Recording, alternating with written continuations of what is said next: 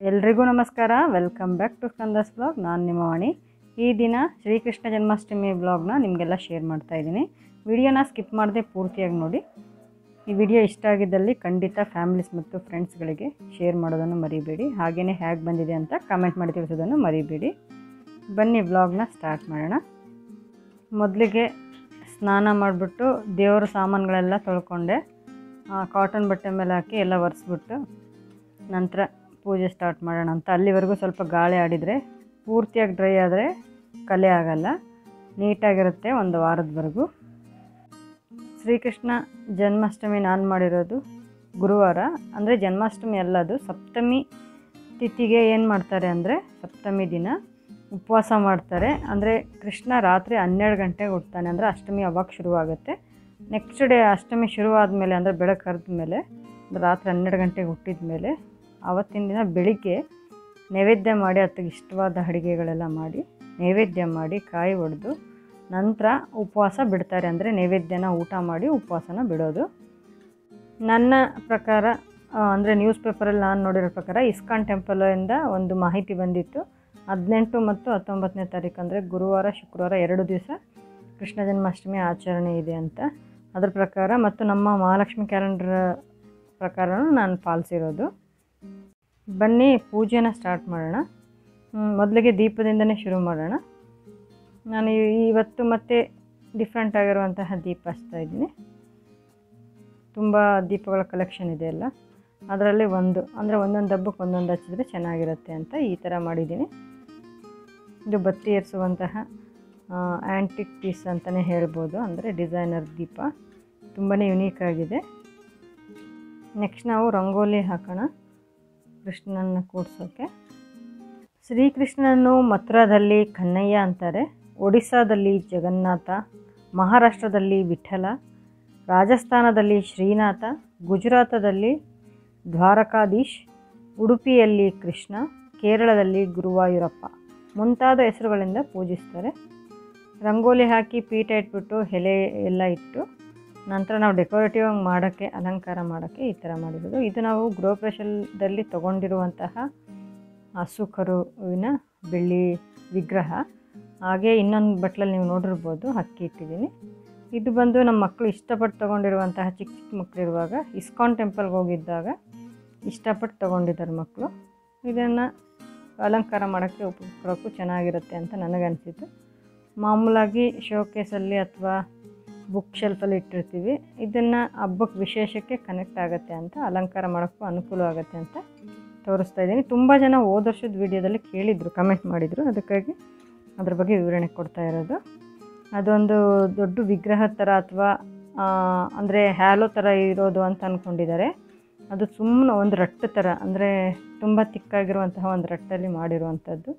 ತುಂಬಾ ಚೆನ್ನಾಗಿದೆ, ತುಂಬ ಅಟ್ರಾಕ್ಟಿವ್ ಆಗಿ ದೇವ್ರು ಕೂತಂಗೆ ಕಾಣುತ್ತೆ. ಇನ್ನೊಂದು ಈ ವಿಗ್ರಹ ನಾನು ಇವಾಗ ಅಲ್ಲಿಟ್ಟಿರೋದು, ಅಂದರೆ ಇದು ಸ್ಟ್ಯಾಚು ಏನಿದೆ ಇದು ನಾವು ಕುಕ್ಕೆ ಸುಬ್ರಹ್ಮಣ್ಯಗೆ ಹೋದಾಗ ನಮ್ಮ ಅನಿರುದ್ಧ ಅಂದರೆ ದೊಡ್ಡವನು ಚಿಕ್ಕವನಿದ್ದ, ಅವಾಗ ನಮಗಿದು ಬೇಕೇ ಬೇಕಂತ ಹಿಡ್ಕೊಂಡು ಕೂತ್ಬಿಟ್ಟಿದ್ದ.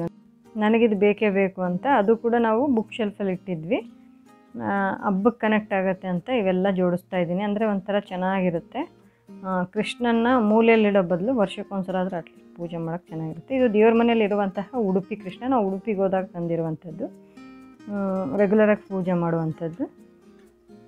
ಎಲ್ಲನೂ ಒಂಥರ ಕಲೆಕ್ಷನ್ಸ್ ಎಲ್ಲ ಇಟ್ಟು ವಿಗ್ರಹಗಳೆಲ್ಲ ಇಟ್ಟು ಪೂಜೆ ಮಾಡೋದು. ಇದು ಚಿಕ್ಕ ವಿಗ್ರಹ ಬಂದು ನಮ್ಮ ತವ್ರ ಮನೇಲಿ ಕೊಟ್ಟಿರುವಂಥದ್ದು. ಅದು ಹಸುವಿನ ಮೇಲೆ ಗೋಪಾಲ ಕುಂತಿರೋ ಥರ ಕಾನ್ಸೆಪ್ಟ್ ಮಾಡಿಕೊಂಡು ನಾವು ವರ್ಷ ವರ್ಷ ಇದೇ ಥರ ಮಾಡೋದು. ಈ ವಿಗ್ರಹ ಬಂದು ಪಂಚಲೋಹದ್ದು, ನಮ್ಮ ಅತ್ತೆ ಮನೆಯದು, ಇದು ನಮ್ಮ ಅತ್ತೆ ತಂದಿದ್ದು. ಎಲ್ಲ ನೋಡಿ ಈ ಥರ ಆಗಿದೆ. ಅಲಂಕಾರ ಆದಮೇಲೆ ಹೂವು ಎಲ್ಲ ಏರಿಸಿ, ಗೆಜ್ಜೆ ವಸ್ತ್ರ ಏರಿಸಿ, ತುಳಸಿ ಎಲ್ಲ ಏರಿಸಿದ ಮೇಲೆ ಈ ಥರ ಕಾಣ್ತಾ ಇದೆ. ಅಕ್ಕಿಯಲ್ಲಿ ನೋಡಿ ಕೃಷ್ಣನ ಕೂಡಿಸಿದ್ದೀನಿ. ಈ ಕಡೆ ಹಸುವಿನ ಮೇಲೆ ಚಿಕ್ಕ ಕೃಷ್ಣನ ವಿಗ್ರಹ, ಅಂದರೆ ಚಿಕ್ಕದಿರೋದ್ರಿಂದ ಅದು ಹಸು, ಅದಕ್ಕಾಗಿ ಅದನ್ನು ಚಿಕ್ಕದನ್ನು ಅಲ್ಲಿ ಕೂಡಿಸಿದ್ದೀನಿ. ಅಲಂಕಾರ ಮಾಡಿದಾಗ ಈ ಥರ ಎಲ್ಲ ಜೋಡಿಸಿದಾಗ ತುಂಬಾ ಖುಷಿ ಕೊಡುತ್ತೆ. ಅಂದರೆ ಹಬ್ಬ ಕಳೆಗಟ್ಟುತ್ತೆ ದೇವ್ರ ಮನೆಯಲ್ಲಿ. ಸ್ಪೆಷಲಿ ನಮ್ಮ ಮನಸ್ಸಿಗೂ ಖುಷಿ ಸಿಗುತ್ತೆ ಅದರಿಂದ. ನೆಕ್ಸ್ಟ್ ನಾನು ದೇವ್ರಿಗೆ ಏನೇನು ಎಡೆ ಮಾಡಿದ್ದೀನಿ ಅಂದರೆ ನೈವೇದ್ಯ ಮಾಡಿದ್ದೀನಿ ಇವತ್ತು ಉಪವಾಸಕ್ಕೆ ತಿನ್ನುವಂತಹ ಪದಾರ್ಥಗಳಂತ ತೋರಿಸ್ತಾ ಇದ್ದೀನಿ. ಚಕ್ಲಿ ಮಾಡಿದ್ದೀನಿ, ಬೆಣ್ಣೆ ಮಾಡಿದ್ದೀನಿ, ಕೃಷ್ಣನಿಗೆ ಇಷ್ಟ ಅಂತ. ದ್ವಾರಕ ಮತ್ತು ಮಥುರಾದಲ್ಲಿ ಮಾಡುವಂತಹ ಪ್ರಸಾದ ಅದು, ಎರಡನೇದ್ದು ತುಳಸಿ ದಳ ಏರಿಸಿರುವಂಥದ್ದು. ಮತ್ತು ಅವಲಕ್ಕಿ ತುಂಬ ಪ್ರಾಣ ಕೃಷ್ಣನಿಗೆ, ಅದಕ್ಕಾಗಿ ಇವೆಲ್ಲ ಪ್ರಸಾದ ಇಷ್ಟವಾದದ್ದು. ಇವತ್ತೇ ಮಾಡಿರೋದು, ನಾನು ವಿಡಿಯೋ ಮಾಡೋಕ್ಕಾಗಿಲ್ಲ. ಆಲ್ರೆಡಿ ಇವೆಲ್ಲ ರೆಸಿಪಿಗಳನ್ನ ತೋರಿಸಿದ್ದೀನಿ ನಾನು. ಅದರ ಲಿಂಕ್ನ ಡಿಸ್ಕ್ರಿಪ್ಷನ್ ಬಾಕ್ಸಲ್ಲಿ ಹಾಕಿರ್ತೀನಿ, ಒಂದ್ಸಲ ಚೆಕ್ ಮಾಡ್ಕೊಳ್ಳಿ. ಇವಾಗ ನಾವು ಹಾಕುವಂತಹ ರಂಗೋಲಿ ಬಂದು ಕೃಷ್ಣನ ಅಂದರೆ ನವಿಲ್ ಗರಿ ಏನು ಇಟ್ಕೊತಾನೋ ಕೃಷ್ಣ, ಅದನ್ನು ತುಂಬ ಸಿಂಪಲಾಗಿ ಹಾಕ್ತಾಯಿದ್ದೀನಿ. ಅದರದ್ದು ಆಲ್ರೆಡಿ ನಾನು ವಿಡಿಯೋ ಹಾಕಿದ್ದೀನಿ, ಬೇರೆ ಥರ ಮಾಡಿರುವಂತಹ ಕೊಳಲು ಮತ್ತು ಕೃಷ್ಣನ ಗರಿ ಇರುವಂತಹದ್ದು, ಅಂದರೆ ನವಿಲ್ ಗರಿ ಇರುವಂತಹದ್ದು. ಅದರ ಲಿಂಕ್ನ ಡಿಸ್ಕ್ರಿಪ್ಷನ್ ಬಾಕ್ಸಲ್ಲಿ ಹಾಕಿರ್ತೀನಿ, ಚೆಕ್ ಮಾಡ್ಕೊಳ್ಳಿ. ದೇವ್ರ ಪೂಜೆ ಮುಗ್ದಾಯಿತು. ಇವಾಗ ಕೊನೆ ಹಂತಕ್ಕೆ ಅಂದರೆ ಊದಿನ ಕಡ್ಡಿ ಬೆಳಗ್ತಾ ಇದ್ದೀನಿ ನಾನು. ಇವಾಗ ಪೂಜೆ ಮುಗಿಯೋಷ್ಟರಲ್ಲಿ 11:15 ಆಯಿತು. ನಮ್ಮ ಫ್ರೆಂಡ್ ಕಿಟ್ಟಿಪಾಟಿ ಫ್ರೆಂಡ್ ಅಮೃತನ ಮನೆ ಓಪನಿಂಗ್ ಇತ್ತು ಇವತ್ತು. ಜೋರೈತೆ, ಕಂಗ್ರ್ಯಾಚುಲೇಷನ್. ಮನೆ ಓಪನಿಂಗು ಕೃಷ್ಣ ಜನ್ಮಾಷ್ಟಮಿ ದಿವಸನೇ ಇಟ್ಕೊಂಡಿದ್ರು ಇವರು, ಅಮೃತ ಅವರು. ತುಂಬಾ ಚೆನ್ನಾಗಿ ಮಾಡಿದರು ಅಲಂಕಾರ, ಪೂಜೆ ಎಲ್ಲ. ನಾವು ಹೋಗೋದು ಗಿಫ್ಟ್ಗಳೆಲ್ಲ ಇಲ್ಲೇ ಇಟ್ಟಿದ್ದಾರೆ ಕೊಡೋಕ್ಕೆ ಬಂದವ್ರಿಗೆ. ನೋಡಿ ಗಿಫ್ಟ್ ಕೊಡ್ತಾ ಇದ್ದಾಳೆ ಅವಳು, ರಿಟರ್ನ್ ಗಿಫ್ಟ್. ತುಂಬಾ ಚೆನ್ನಾಗಿದೆ ಮನೆ, ತೋರಿಸ್ತೀನಿ. ಸ್ವಲ್ಪನೇ ವಿಡಿಯೋ ಮಾಡಿದ್ದೀನಿ, ಅಂದರೆ ಜನ ಎಲ್ಲ ಇದ್ರಲ್ವ ಅದಕ್ಕಾಗಿ. ಆಮೇಲೆ ನಮ್ಮ ಕಿಟ್ಟಿ ಪಾರ್ಟಿ ಫ್ರೆಂಡ್ಸ್ ಎಲ್ಲ ಸೇರಿದ್ವು. ನಂದು ಮಾತ್ರ ಉಪವಾಸ ಇತ್ತು. ಎಲ್ಲರೂ ಒಬ್ಬೊಬ್ಬರೇ ಬಂದು ಎಲ್ಲರೂ ಬೆರೆತ ಮೇಲೆ ಊಟಕ್ಕೆ ಹೊರಟರು. ನಾನು ಇಲ್ಲೇ ಕೆಳಗಡೆ ಕೂತಿದ್ದೆ. ಮನೆಯೆಲ್ಲ ವಿಡಿಯೋ ಮಾಡ್ಕೊಳ್ಳೋಕೆ ಸ್ವಲ್ಪ ಅನುಕೂಲ ಆಯಿತು.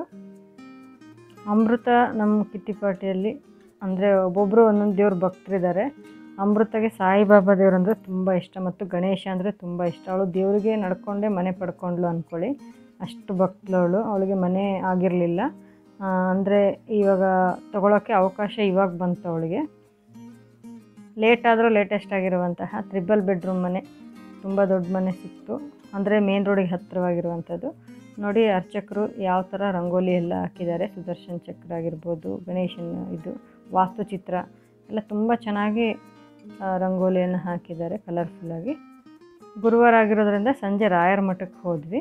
ಅಲ್ಲಿ ರಾಯರ ದರ್ಶನ ಪಡೆದು ರಥೋತ್ಸವ ಇತ್ತು. ನಾವು ಕೂಡೋಕ್ಕಾಗಲಿಲ್ಲ, ಟೈಮ್ ಆಗಿತ್ತು. ಎಲ್ಲ ರೆಡಿ ಮಾಡಿಟ್ಟಿದ್ರು. ರಥೋತ್ಸವ ಪ್ರತಿ ಗುರುವಾರ ಕೂಡ ಮಾಡ್ತಾರೆ ಇಲ್ಲಿ. ಇವತ್ತಿನ ನಮ್ಮ ಮನೆಯ ಶ್ರೀಕೃಷ್ಣ ಜನ್ಮಾಷ್ಟಮಿಯ ಆಚರಣೆ ಮತ್ತು ಗುರುರಾಯರ ದರ್ಶನ ಮತ್ತು ನಮ್ಮ ಫ್ರೆಂಡ್ ಅಮೃತಾಳ ಮನೆಯ ಗೃಹ ಪ್ರವೇಶ ನಿಮಗೆ ಇಷ್ಟ ಆಗಿದ್ದಲ್ಲಿ ಖಂಡಿತ ಕಮೆಂಟ್ ಮಾಡಿ ತಿಳಿಸಿ. ಧನ್ಯವಾದಗಳು.